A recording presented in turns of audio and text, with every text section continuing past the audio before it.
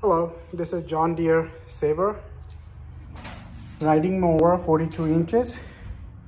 Today we are going to repair this mower.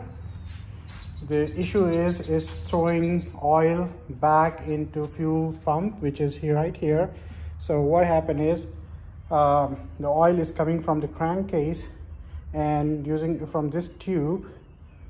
This is the fuel line.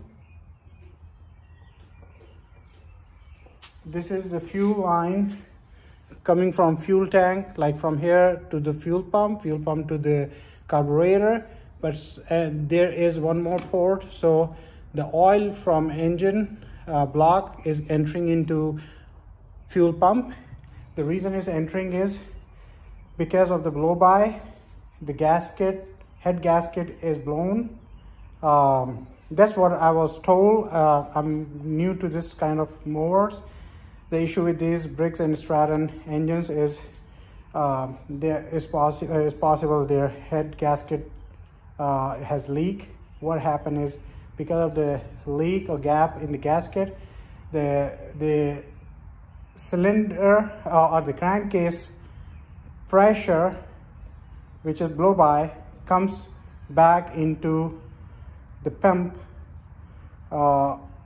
port and it's feeding oil into it. And when I start it, I can see oil is basically accumulating first and then it starts spitting out a lot.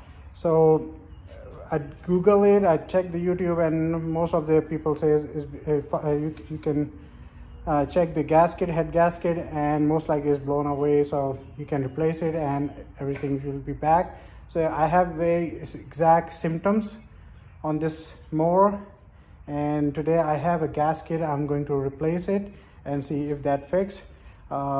If it fixed, then everything is good and I can actually use it. So finger crossed.